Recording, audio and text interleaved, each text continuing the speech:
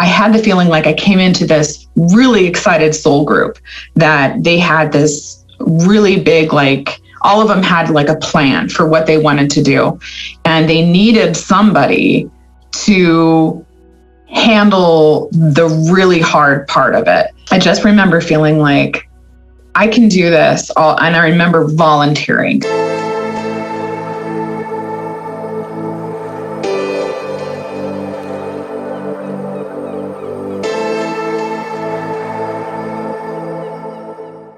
Hello, friends. Thank you for joining me. I would like to offer a trigger warning before we jump into today's interview for abusive childhood and suicide, as those are topics that come up today in our conversation.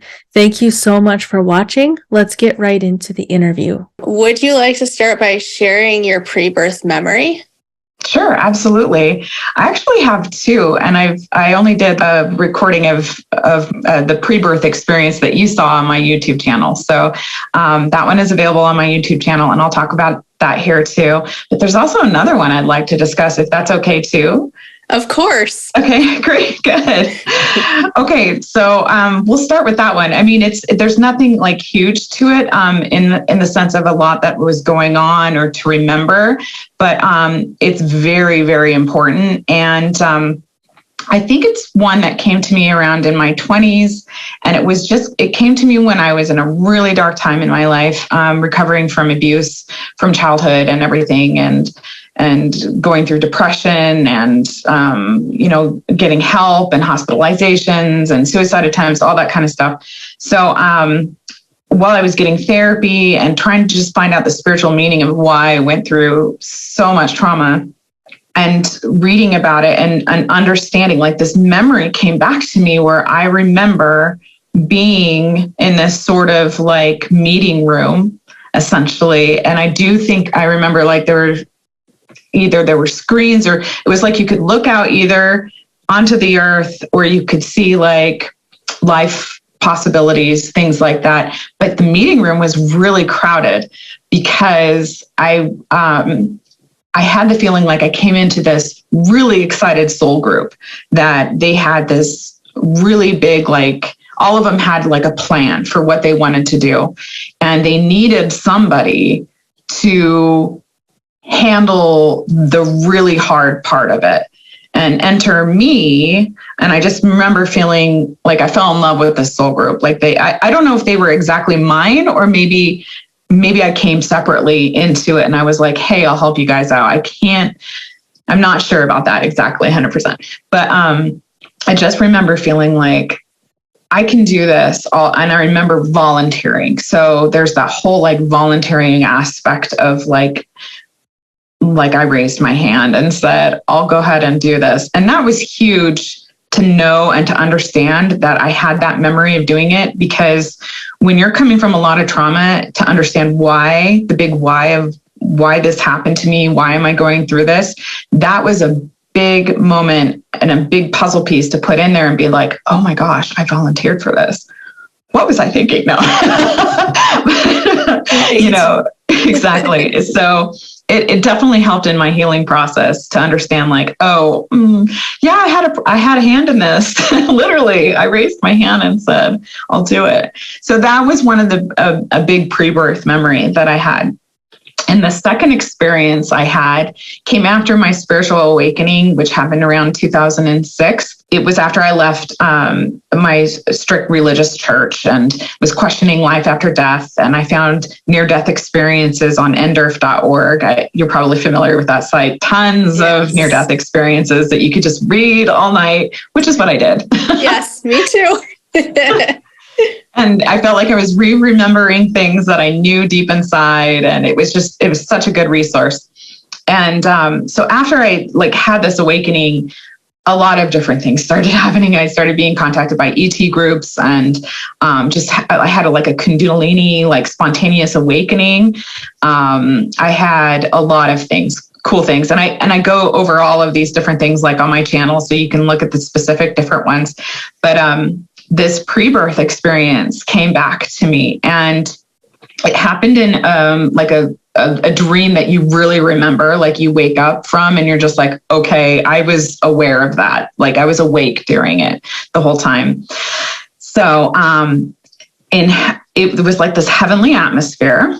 And I remember being just one of those little spiritual orbs, just like being an orb, really. I had no body or anything. I was just like this little orb. And I was so childlike and curious and just like no worries, like just so curious, like, oh, I want to know what that's like and what that is like. And there was a guide there, and he was preparing another being for going down into earth for an earth life. And I was watching the process of this happening. And then I saw the guide help the individual go down, like leave the veil and go down, like almost into like one of those wormhole tube things, like down to earth, and whoosh, there he went. And I was like, hey, I want to do that too. Like just so nonchalant, like that looks cool, let's do it, kind of thing. And the guy was like, okay.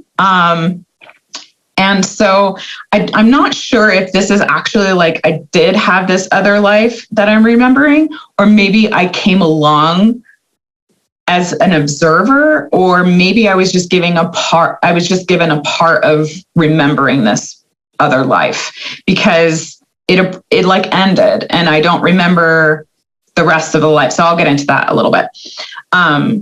So the first thing I remember is that there was this veil, and it resembled a bubble dome over this kind of meeting area.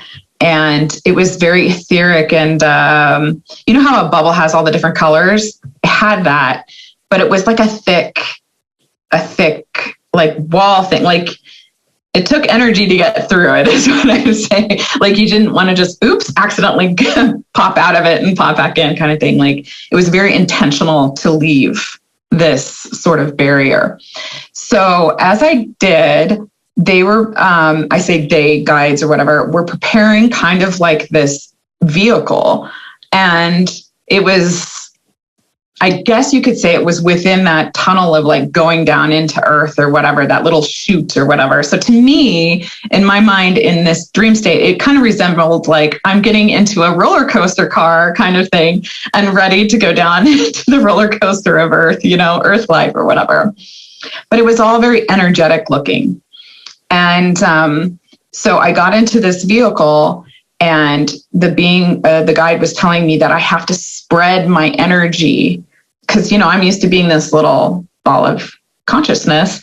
And now I needed to spread my energy into this vehicle, aka energetic body. That's essentially what it was. And I just remember it was really hard to like expand and to fit all the nook and crannies of like this energetic body. And it was hard to kind of like hold it like that. Like it was kind of a little bit energetically uncomfortable. And so after I was able to hold it, I guess, to their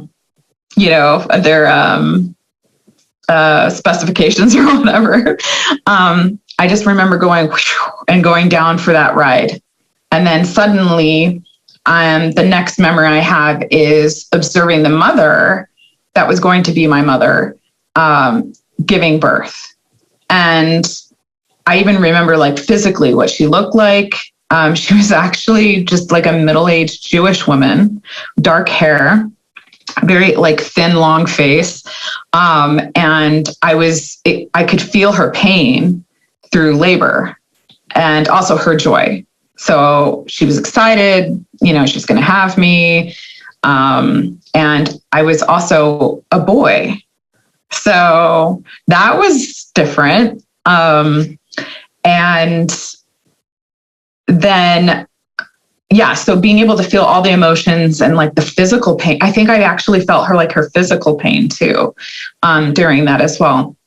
And then the next thing I remember is it's like my 1-year-old birthday, and I'm in a high chair and I'm eating cake and everybody's celebrating. And then that's it. That it was like, I woke up and then I was worried. Like when I woke up, I'm like, what happened then? Did I pass after that and cause her a lot of grief? Like I was really concerned, or was this just as far as I was given to remember, because you don't want to mess up your current life with too much information, and then you get confused on who you are and whatnot. So that is really the gist of my pre-birth memories that I've had. Wow. Thank you for sharing that. Yeah. So with the first memory that you shared, do you think that was directly previous to this life? And then the second one was a past life, or what are your thoughts on that? Yeah. Yes, I think so. I mean, obviously remembering before I came down here with that excited, family in that room, that soul group. And then the other one, I'm not quite 100% sure. Like, was this an alternate life? Was this the previous life that I just had that I'm remembering? I'm not quite 100% sure on that. So. Wow, interesting. Mm-hmm. So I know, at least with my pre-birth memories, some of them can be very limited. And so I don't have like all the information. But so if you don't, that's obviously fine. But I was just wondering, with the first one, do you have any sense of what that soul group was about to go do, and like that they needed you to fill such an important role for? Yes. So it was a 2-part volunteer process I felt like I was doing. One was for the whole, like, come to the earth, help it raise its vibration, and evolve the physical form to hold more light, help the earth, all that kind of stuff. So there was that I definitely wanted to be a part of. And then there was this difficult role that I was going to have to play in this soul group, this family group. And what I understand now is that because there's free will, we can't quite 100% say, oh, you're going to experience sexual and physical and verbal abuse. This is how it's going to go down. These are the things. However, what I think that we were all shown was that just factually here, we, from my mother and my father's side, lots of mental illness and schizophrenia and bipolar and just a lot of that. Alcoholism, physical abuse, just a lot of that, like from my mother's side and my father's side. So there was high potentials for, I think, some of those more drastic things to occur, abuse, aka abuse. And they needed somebody to kind of handle the big part of it. And I think also the person who would be the one to kind of heal it the most. So what that ended up being for me in this earth life is, after, the abuse surfaced and I went through it again. And it was like my early college years when I started really addressing it. And, the box opened and you go to your child development class and you're like, okay, my family's not normal. Wow, we've been through some stuff. And then going back home, during college, you go home for the holidays, and I was observing repetitive abusive behavior happening with my younger sister. And it was a huge red flag for me. And after I addressed my father about the abuse, and he actually initially accepted it.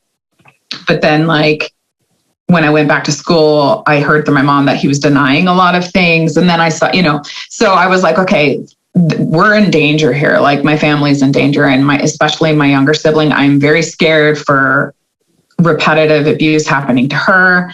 I might be too late, so I decided to press charges, and I was still under the statute of limitations. So I was still able to, have a case and basically take it to trial and everything.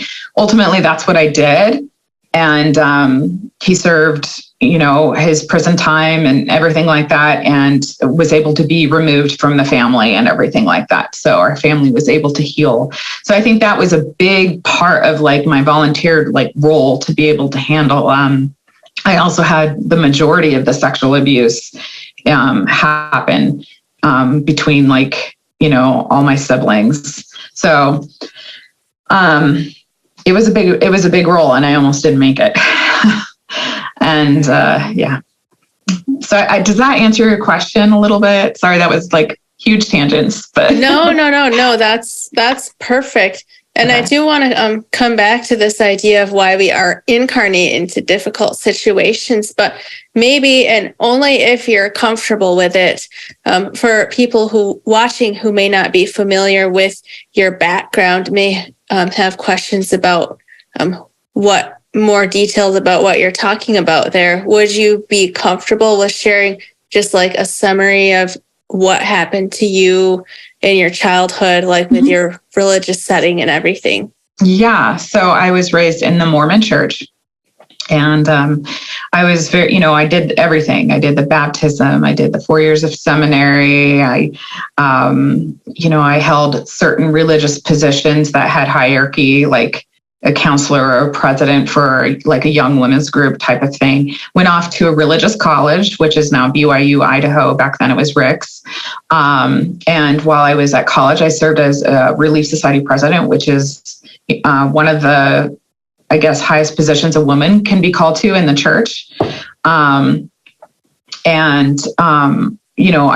got a temple marriage. So I did like all of the by the book religious things. And it was still like, why did all this trauma happen to me? So around, besides just the physical and verbal abuse, that I would say both parents, but majority of it was my father. We were a low income household. The church encourages children, lots of them. So that's what my parents did. And I have, there's 5 of us. And that was just a real big burden on the one income that, my dad was trying to bring into the house and everything. And so the strains of just being low income, and they didn't really get a chance to finish their education. So not extremely educated. I can see now, like they did what they thought was best, which I can understand, but those challenges still presented a lot of like ripe conditions for a lot of issues and frustrations for my parents.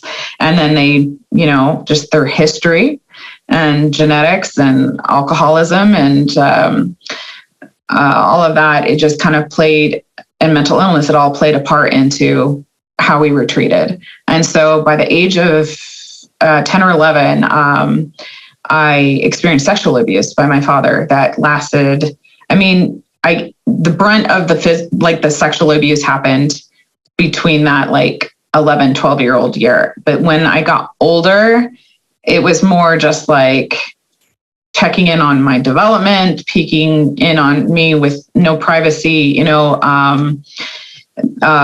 was a lot of like, my parents did not get along and they were having affairs on each other.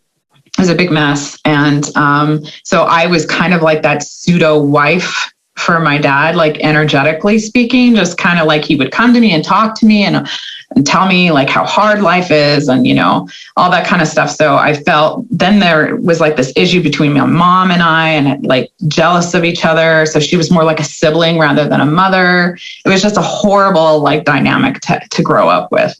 And like there was like my dad would have me check to see if she was cheating that night or something. It was awful. And like I caught my mom when she came home when she was cheating. And that's not to say that he wasn't cheating either or did earlier in their marriage. I'm just saying like as a child, I should not be involved in any of that. And I was.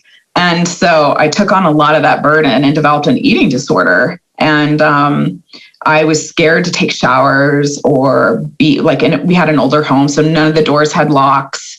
So I always would shower with like a washcloth or something I could quickly like cover myself because my dad would come in, so I had no privacy. It was awful. And I wanted my body to stop developing because that was grabbing his attention. I was also observing behaviors he was doing with friends of mine when they came over that were not right. So yeah, it was hard. It was very hard. And eventually we moved, like when I became more of a teenager, like in 15 on, we moved to a different house that had, in a different state that had I had locks. So I could lock the bathroom and I could lock my bedroom door, and I was able to get more privacy, and I started dating and doing more of that. And my father got on meds. So that greatly improved our home life situation. So a lot of like the questionable abuse stuff that he was still doing kind of stopped at that point, which was good, because here I was a teenager.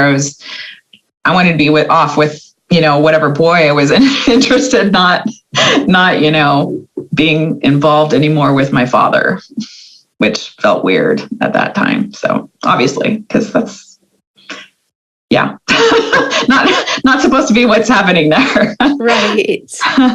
So that's a lot of my childhood and growing up in that. And then of course, when you're off to college and you're away from home, suddenly you're able to observe how your roommates grew up, and you're able to go to psychology 101 classes and, learn about things that weren't supposed to be happening in your house. So, right. A lot of the abuse trauma surfaced, and I was able to get through it with years of therapy and meds and alternative methods of healing. I got divorced from my temple marriage amicably. It was just that we got married so young, which is what a lot of people do in religion and church, and, get married and have kids and raise those kids in the same religion, and I was like, I'm not going to have kids. I'm going through this abuse stuff right now. Not ready for it. We both actually ended up leaving the church together, which was good and supportive.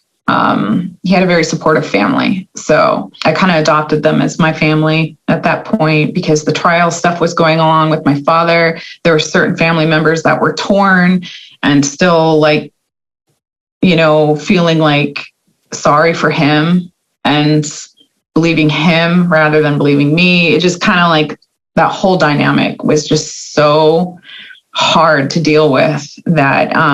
That's when a lot of the suicide type things started coming in. And, the trial just isn't, you have it. It's like I went to a grand jury, and then a year later the trial happened. And then after that, you have parole hearings. So it's like you constantly have it surfacing back up into your life, this whole legal process.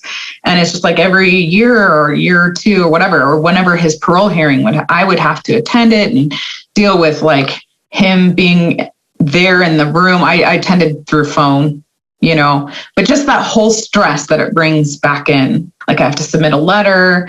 Do I feel like he's learned his lesson? They have to hear from the victim in these circumstances to make a decision for his parole and everything. So, but ultimately he served 11 years, which gave a lot of time for us all to heal and everything. So. Wow. I can't imagine how much courage that it would take to put yourself through that process. It was a lot. Yeah. And I had a therapist. She had me talk to another client of hers who had gone through something similar, and they wanted to know my advice on whether to not pursue the legal system or not. And I'm like, that is so entirely individual, because the legal part of it brings in another level of stress and everything. But to me, I was willing to do it because other people were in trouble from his continuing behavior. And actually through the legal, the whole trial and everything, other people started coming forward about things that he did to them. So he had to be stopped. And yet spiritually healing from this and thinking about, okay, I volunteered for this. Did he volunteer to be the bad guy down here for all of us to kind of experience this for soul growth? I feel like there's this part of me that understands him on a soul level, that he isn't all that bad kind of thing. And there's days where I don't like to admit that, of course, Yeah. or it's just really hard to feel that soul perspective, that spiritual perspective with the, perspective of what I've been going through down here. And not only that, but so many others too. So, wow, it's just a lot, but it's helped me forgive and work on that forgiveness aspect of it, and kind of understand that it was part of my reason for being here, for my growth, for whatever I'm doing. Maybe I'm earning like a weird sort of next level wings on the spiritual side of things. And I'm like, I needed something to really refine me, while I was down here. Maybe it has something to do with the body of work that I'm going to be doing, or helping others, or who knows? There's so many answers to it,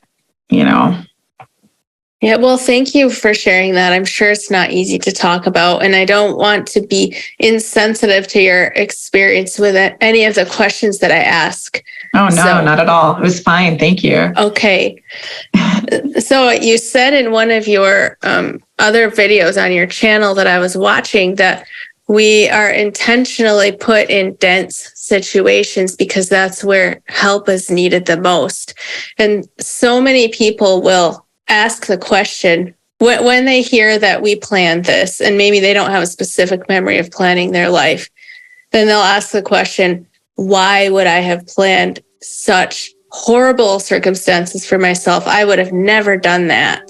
Mm-hmm. But I really like the way that you frame it, or the way that you put it, that we choose these dense situations because that's where help is needed. And maybe we don't know, as you said, free will comes into it a lot. So maybe we don't know for sure that one thing or another is going to happen. So we're not, it's not like we're saying, I want to go to earth and suffer. Yeah. But we want to go be of service, maybe. What are your thoughts on that? Totally, completely. Like, I think there's a lot of potential things that we're seeing, like, that could happen. Like, there are times where I'm just like mad about it. I'm like, no, I don't, I didn't sign up for this. I barely made it here, still alive, Suicide attempts, and I'm sorry if this is triggering, but they're so numerous, like I can't count them all. It was just so awful. I did not want to be here, experiencing the torture. It was just absolutely horrific, but somehow I am still here. I think it has a lot to do with my fear of pain. So it was like, I shouldn't say I never like completely, like fully, obviously, attempted the suicide portion of it. But the truth is there was one time where I very much could have been gone, but for whatever reason, I woke up after taking a lot of pills and things like that. So yeah, it's so hard to think why would I shoot myself in the foot? Why would I do that? But you have to really go down deep and ask your soul self, like, why did I do that? And I have this feeling that it has to do with like a graduation of sorts on a soul level that this is kind of propelling me towards. And there's something on a healing level as a healer that I'm also learning. There's something about physical body, trauma, mental illness, those specific things that I chose to work out here and through the physical body. So right now, because trauma gets stored in the body and everything, and because I have really worked through a lot of it and healed energetically, I feel like physically my body's like trying to catch up. And so I'm having a lot of the like chronic pains and things appearing now because, well, one, I'm transmuting a lot of energy, that's happening right now. That's very intense on the planet. But then I'm also like dealing with the trauma that I'm, healing from my body and everything like that that's coming up. And there's still specific spots and areas in my body and beliefs that I have that I'm still working through that I'm trying to heal. So, but because I'm experiencing it, I think that's playing a part into like the work that I'm going to be doing with helping others heal from chronic pain and everything and trauma. Best way to do it is go through it, right? Right. Even though as you're going through it, at least for myself, it makes me feel like I'm not qualified. to speak about it, but maybe the exact opposite is true. Oh no, I have imposter syndrome every day. Yeah. Yeah. I have to just shut it up, because it's like, no, I am qualified to help people. I didn't just go through all of this crap, to not do anything with it and to not help other people through it as well. Like we were talking before we began the interview, I watched your latest video, which you put out on your channel, which was 2 hours just sharing about your story.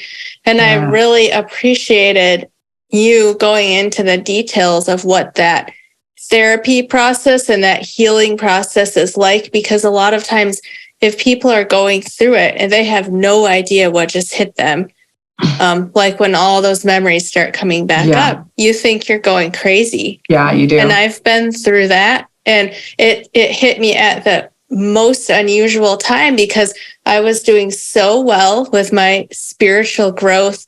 I had deconstructed. I started my YouTube channel. Was feeling so good. And then something about that combination just checked all the right boxes. And I started getting hit with these emotional flashbacks. Wow. And I thought I was going crazy. I thought I'm getting some type of crazy mental illness. And I stopped talking because I thought I'm not qualified to be doing this. Yes. But then when you hear other people speaking about it, then you realize, okay, this is a normal process of healing from what happened. Yeah, beautifully said. Yeah, it's interesting how the timing of things just happen. Like, that's my spiritual awakening, happened at a time where, like you said, like I had just gotten newly married to my now husband, and I was in a good place. Like, I was working out, felt good physically, worked through a lot of the trauma, and I found a good medication. So it was just like I was in a good spot, and then suddenly, boom, here, life hands you another surprise and another level of healing and unlayering and everything. And it's kind of like on repeat. Like, I think that there's always something to refine, or develop or grow. So it's like a never ending thing, never ending process, which might be depressing sounding to some others, but in a way you uncover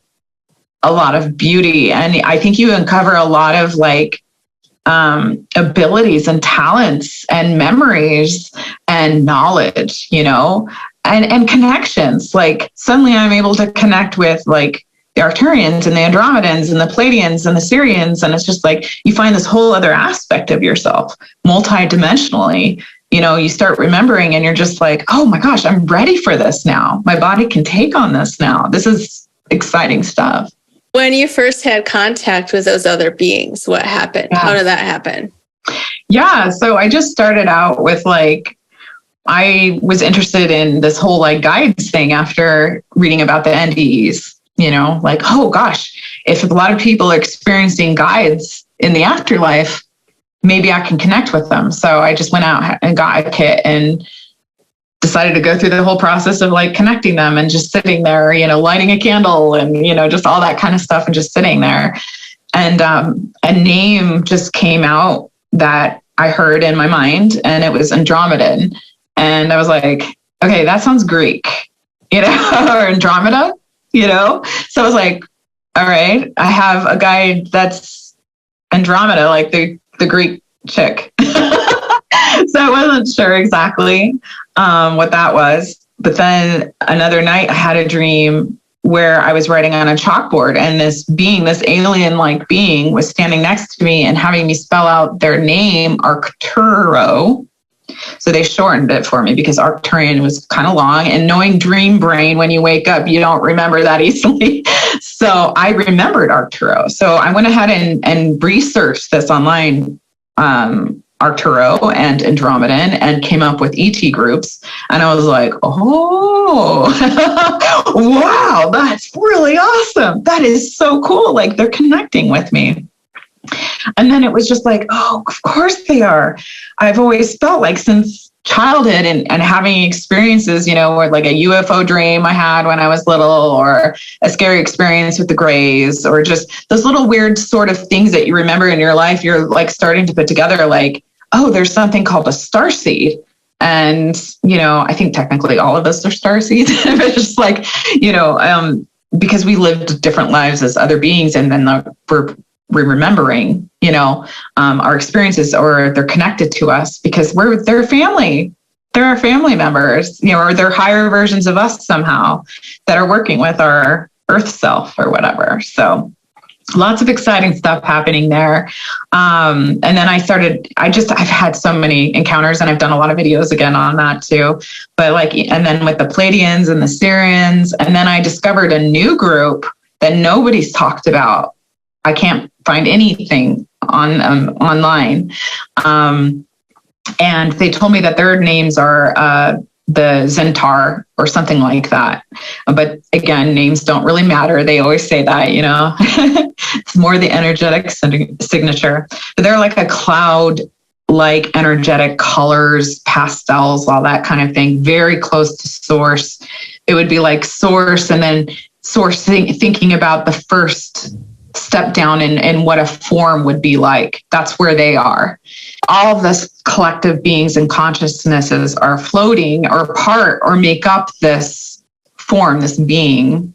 So it's actually like it's just a collective consciousness, really.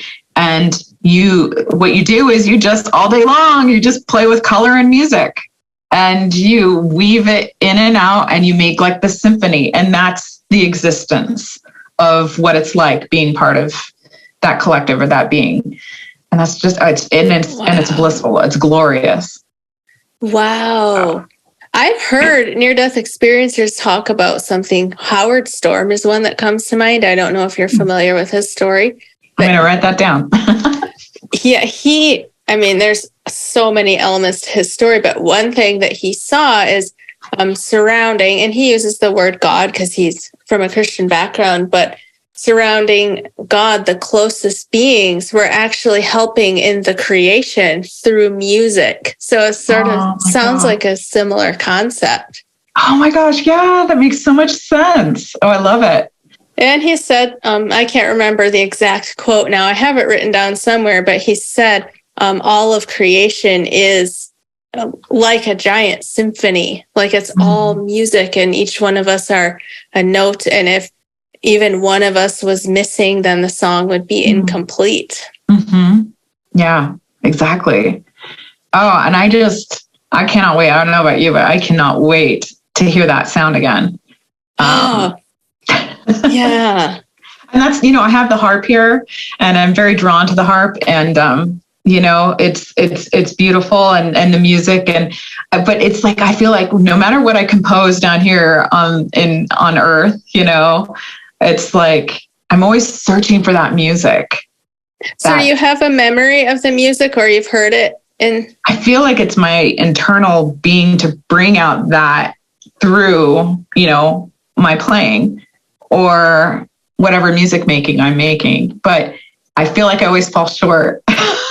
Yeah, because it's so multi-dimensional, and in like the music that I remember includes, like, it's like the love and the peace is the music, and you can't, you can, I'm sure, if you're a musician and you know how to do that, but it's really hard to bring that out. Mm-hmm. I feel like I'm always searching to do that through my music, and, but like you said, it's more of it's music with that love combined that you feel at once. Where here it feels more divided. It feels like, oh, I'm listening to music, and then, oh, I could feel love, but there's still like this weird sort of separation. And then the color that goes into that as well. The color with the music going on and the feeling, all of that at once. I feel like I'm constantly like searching to create that here, Yeah. And I'll just let the listeners know that you do have harp music on your YouTube channel. So yes, definitely go check that out. Thank you. I think we have time for one more question. Sure. I would like to ask you about, I don't remember the wording you used, but the shift that we're going through here on Earth that we have come to help with, or that you remember coming to help with. What is that all about? Yeah, so I'm learning a lot about it myself. That whole like 3D to 5D thing, and just helping Earth and everything. But essentially, and I know a lot of other interviewers that you've had have talked about this as well, and I agree very much with them. It's it was like Earth wanted to bring her, she wanted to explore this shift, and then we came to help with that, right? And except for the difference in being, it's not just an energetic shift, but we're trying to bring the physical with us. So we're trying to bring our physical bodies. Earth's trying to bring her physicality into holding that new energy. And it sounds like it's something that hasn't really been done before. So it's like this really cool, like everybody's coming from all four corners of the universe to check out this project, or this, really exciting thing this experiment that we're all trying to do here. And it's really exciting. And because of that, there was a call, like a clarion call made out there, like, hey, Syrians, hey, Pleiadians, hey, whatever group, like send your best to the best, or who wants to come and do this? We need volunteers. Here's what it might be like. It's a unique opportunity. It might be challenging at times, but I just like to relate everything to a video game. It's just like, oh, who wants to play this new video game that's out? You get to create your character. Voila. You get to, choose your gifts and your talents, and then the area of where you live, or, what area you bring your video game character up in, or whatever. And then, you go through life lessons and things like that. You gain levels. It's so similar to what we're doing as we're playing our video games, like online. And it's like that, as above, or what is it? As above, so below, or something, whatever that phrase is. Yeah. It's like, that's literally what we're doing. Even just here as humans, we like to have fun. And I think on a soul level, that's the same type of thing, except for that when we're down here and we're human and when we're experiencing all those pains and aches and traumas and everything, we're like, what? Like, who signed up for this? Yes. And we're like, oh yeah, I did. So that's the shift that we're going into. And I think something that was really described to me that made a lot of sense is like creation and that whole expansion, right? And so it's like boom, like Big Bang, whatever. It's created, it gets farther and farther and farther away from source, kind of thing. But there's a point where it's like it's expanded so far. And I think that point was why everybody was talking about 2012, being wow, type of thing. So I think it reached that expansion point, and now we're slowly, like a rubber band, coming back into source. And then that experience is complete. And it was like, now we get to add that to the books. Now that we get to add that to the Akashic Library, or whatever DVD we want to check out and watch happen, I think that's what we like our shows, we like our games. And this is kind of another way of creation doing that. Does that make sense? Yes. Okay. Yes. That's so well explained. Well, Becky, thank you so much for everything that you've shared with us. I'd like to give you a chance to talk about your YouTube channel and anything else that you have going on.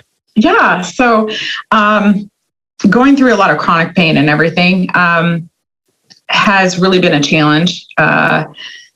And when I got into getting a coach, it really, really helped me with my goals and everything like that. And so I just got into coaching. And so not only do I have like the therapy, harp therapy thing, which I've done in hospitals and it's great and everything, and I love doing that, I want to try to combine like the coaching aspect and maybe the music aspect as well, like putting on like a 15-minute therapeutic session, a music session at an end or a beginning of a coaching session or whatever. So that's kind of the direction that I'm moving in. But I very much want to share my spiritual experiences and what's going on. And I want to bring that awareness. I want to normalize it. I want to talk about it and not be afraid. I was so afraid for so long, especially with my background with coming from mental illness and everything. I had such fear that people would be like, wow, here's your mental illness speaking, there you go. But honestly, I couldn't feel more stable and developed and like you said, you're at a good point in your life and it's just these experiences are happening. I very much want to keep the suffering at minimum through all of this, everything that everybody's going through. And especially if those have chosen trauma or, they have come from abuse, how can they incorporate that and also spiritually evolve at the same time? And so I just want to be a sounding board for people to come to and be like, hey, I'm going through this. Everybody needs a cheerleader. Everybody needs a support system. And our healthcare system does not offer that. They're overwhelmed. They're burdened. They're expensive, health insurance, insane, right? So these, a lot of these health coaches are being certified right now because doctors are feeling so overwhelmed with chronic illness patients that they can't give that support that they need. And so now they've developed a board certified program for coaches to go through where these doctors can refer their patients to, coaches that have been board certified like myself. And so it just helps. It helps develop that support and get around the limitations of our health system for supporting people through chronic pain and trauma. So that's, come to my website, harpstringsandwings.com and contact me with through my contact form and everything. And or visit my YouTube channel at Harp Strings and Wings, BECKY Wertz. And I've just got a lot of open, honest material on there, all kinds of fun stuff you guys can check out. My goal is to just help others to not have to suffer and go through what I went through. So alone, Right. We shouldn't be alone. So yes, thank you so much for this opportunity. Thank you. I've so enjoyed this conversation. Me too.